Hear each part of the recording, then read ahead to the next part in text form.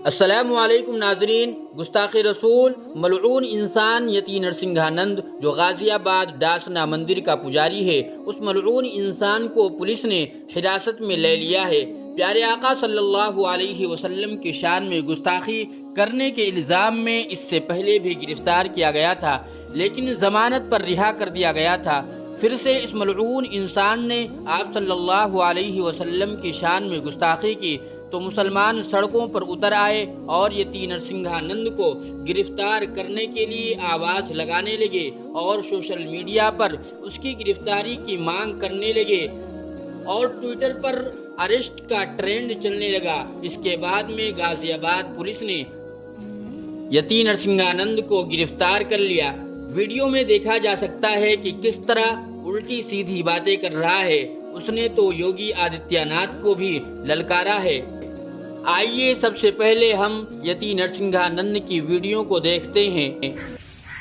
मैं प्रदेश के मुख्यमंत्री योगी जी से कहना चाहता हूं, योगी जी, हमें तो तुम्हारी पुलिस आज बहुत ही बेइज्जती करी है, पर अगर तू अपने बाप की औलाद है ना तो अलीगढ़ पे बुलडोजर चला के दिखा।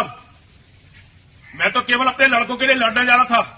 वे साले हरामखोर खुलेआम औरतों की लाशों को घुमाने वालों का समर्थन कर रहे थे तेरे यूपी में।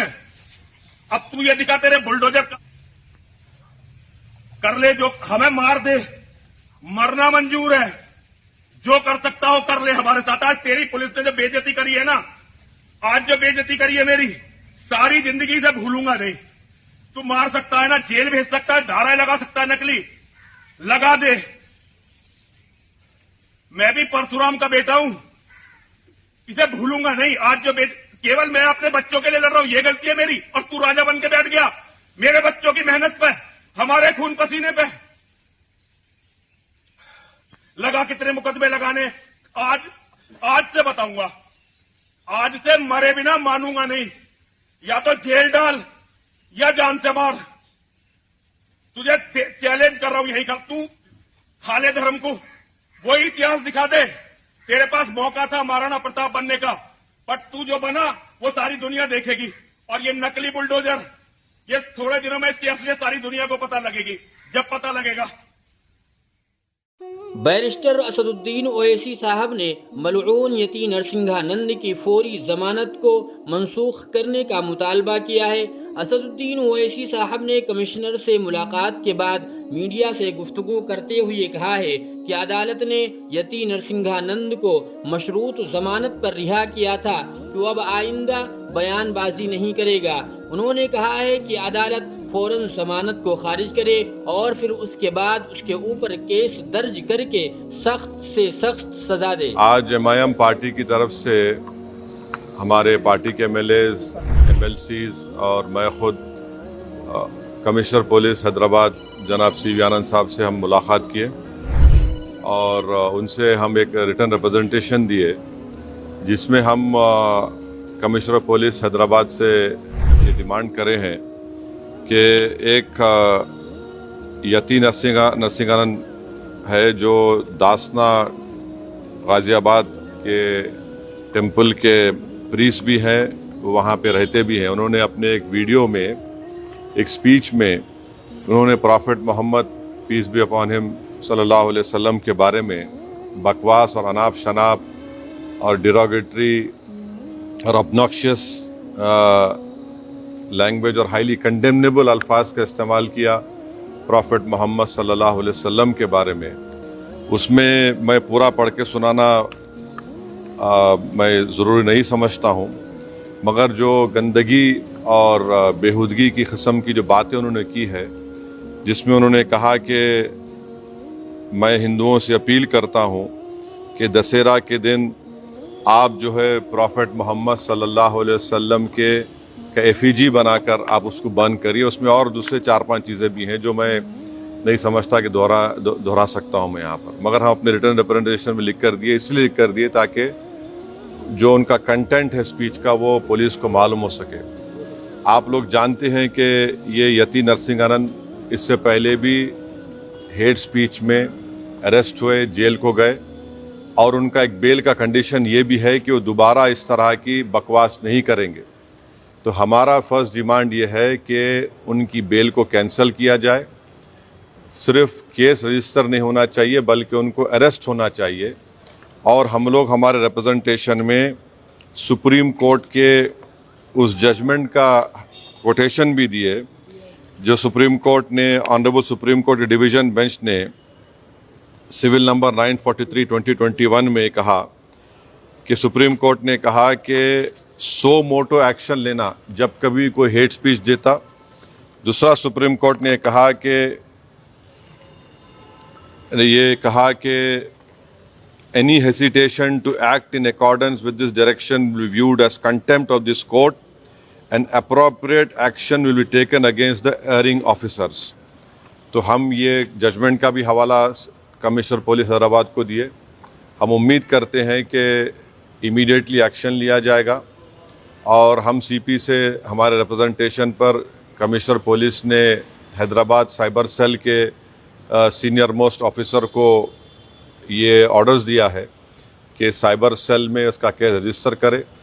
और हम उनसे ये भी रिक्वेस्ट की है कि जितने सोशल मीडिया प्लेटफॉर्म पर ये जो बकवास और बेहूदगी और जो गंदगी की ज़बान इस शख्स ने इस्तेमाल की है हमारे रसूल सल्लल्लाहु अलैहि वसल्लम के ख़िलाफ़, उसको हटाया जाए। तो उन्होंने कहा कि वो सोशल मीडिया प्लेटफॉर्म को भी वहाँ पर जो उनका प्रोसीजर उसके तहत उनको बताएंगे, चाहे वो यूट्यूब हो, जो भी फेसबुक हो, जो भी सोशल मीडिया हो, ताकि हम ये नहीं चाहते कि इनकी ये गंदगी की अल्फाज लोग सुनकर उनको एक ज़हनी और क़ल्बी तकलीफ़ भी हो रही है। और तो हम उम्मीद करते कि वो भी होगा। और तीसरा, हम आवाम से अपील कर रहे हैं कि आप पुरअमन रहिए, क़ानून को अपने हाथ में मत लीजिए। यकीनन हर मुसलमान के को एक दिली तकलीफ़ और हमारे जज्बात को ठेस पहुंची है। और हम बार बार सबसे कह रहे हैं कि आप क्रिटिसाइज़ हमको कर सकते आप, मगर आप इस तरह की ज़बान हमारे प्रॉफिट मोहम्मद सल्लल्लाहु अलैहि वसल्लम के बारे में इस्तेमाल करना गलत बात है, बिल्कुल नाज़ेबा है, नाकाबिल क़बूल है। इसलिए कि इस्लाम का जो दिल है वो प्रॉफिट मोहम्मद सल्लल्लाहु अलैहि वसल्लम है। तो ये एक मंसूबाबंद तरीक़े से ये शख्स इस तरह की बातें कर रहा है। और मुझे पूरा यकीन है कि उत्तर प्रदेश की योगी सरकार का पूरा इनको आशीर्वाद हासिल है, इसीलिए वो इस तरह की बकवास बक रहे हैं। बीजेपी इनका साथ दे रही है।